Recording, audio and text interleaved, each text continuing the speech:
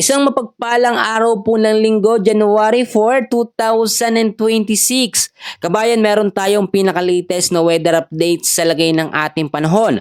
But before that, please huwag mo muna kakalimutan na i-like, i-subscribe at i-share ang ating update. Maraming salamat po. Sa pinaka-latest po na update natin sa ngayon, inayin na rin po sa pagtatala ng pag-asa. Wala pa rin po tayong anumang bagyong minomonitor sa loob at sa labas ng ating Philippine Area of Responsibility. So eto, meron tayong tatlong weather system na siyang pangunahing nakakaapekto at nagpapaulan sa iba't ibang bahagi po ng ating bansa. Doon po sa tinatawag natin na Tropical Cyclone Threat Potential, sa second week ng January, meron LPA o low pressure area tayong nakikita malapit po sa may Palawan area, and ay na rin yan sa advanced weather model natin, pero hindi naman yung banta ng posibleng magiging malakas na bagyo. Ito sa mga hindi nakakaalam, ang unang bagyong mabubuo ngayong 2026, no? January, kung sakaling may mabuong bagyo, tatawagin pong bagyong Ada. So, ito po hindi natin malalaman sa ngayon kung ito yung malakas or mahina. Pero usually, kapag unang bagyo ng taon, no, ay talagang medyo mahina yan at hindi po nagiging malakas. So mag-ingat pa rin tayo. Ito po, sa tinatawag po natin na forecast weather condition, iisa-isain po natin yung tatlong weather system na nakakaapekto.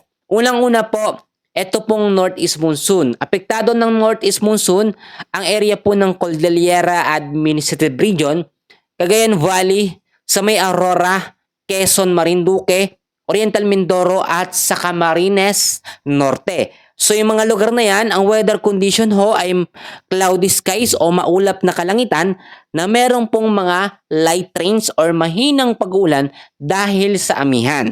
So possible impact pa rin ito ay yung mga pagbabaha sa mababang lugar. Lagi naman po yan, lagi ko sinasabihan. At landslide sa mga landslide prone area kapag nagkaroon ng moderate to heavy rains anumang oras. So maging alerto at maging handa yung mga lugar po na aking binanggit.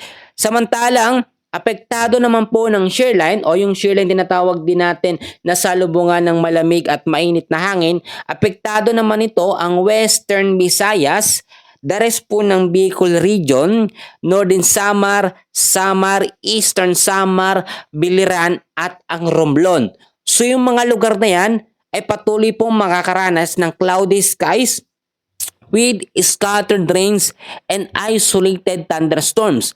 Pag sinabi natin mga isolated thunderstorms, no, iba't ibang mga lugar ang posible nitong naapektuhan at maya't maya yung possible na mga pag-uulan na pwedeng maranasan dahil po yan sa shear line. Mas delikado po ang shear line kaysa sa northeast monsoon, no?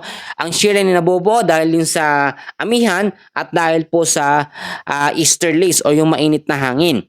So eto po, sa area naman po ng Mindanao, sa may Palawan, the rest po ng Visayas, ang weather condition po sa mga lugar na yan, cloudy skies with scattered rains and thunderstorms dahil po sa easterlies. Ang easterlies ngayon medyo humihina na siya at ang pangunahing weather system ngayon na mas malakas ang impact at nararamdaman at nararanasan natin ay ito pong northeast monsoon or hanging amihan na siyang pinapalakas po ngayon at tinutulak po ng high pressure na hangin na nanggagaling po sa may bandang hilaga po ng Luzon. So mag-ingat po tayo dahil merong mga malalakas na hangin pa rin tayong mararanasan at the same time mas malalamig po na hangin o panahon ng ating mararanasan. Ang easterlies ay possible pa rin na magdulot po ng mga pagbabaha sa mababang lugar at landslide po sa mga landslide prone area kung sakali po magkaroon tayo ng moderate to heavy rains anumang oras. Sa area naman po ng Metro Manila, Occidental Mindoro, the rest po ng Central Luzon, the rest po ng Calabarzon, ang weather condition po sa mga lugar na yan ay cloudy skies with light rains or mahinang pag-uulan dahil po sa northeast monsoon. Wala naman masyadong direktang impact ang northeast monsoon dyan sa Metro Manila, Occidental Mindoro, the rest ng Central Luzon at Calabarzon, pero mag-ingat pa rin tayo sa posibleng mga pag-uulan, no?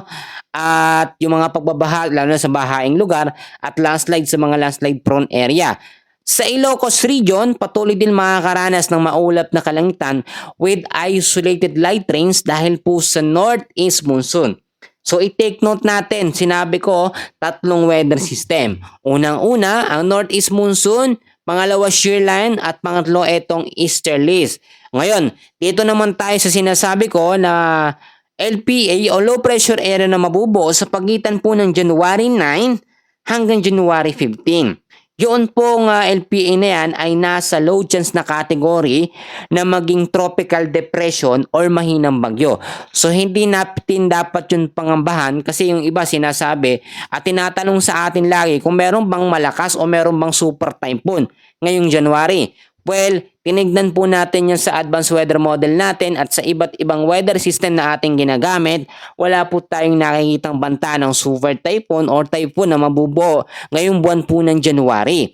Pero siyempre maging alerto pa rin tayo dahil nga po merong iba't ibang weather system na kakaapekto rin yan na makabuo po ng mga cloud cluster o kumpol ng kaulapan na siya namang nagiging low pressure area, nagiging mahinang bagyo hanggang sa possible na maging malakas. Eto, para hindi tayo kabahan at hindi tayo matakot hanggat malakas po ang pressure ng amihan o northeast monsoon dyan po sa may bandang hilaga ng ating bansa, malilimitahan yung mga bagyo, ang mga LPA na mabubuo malapit po sa ating bansa.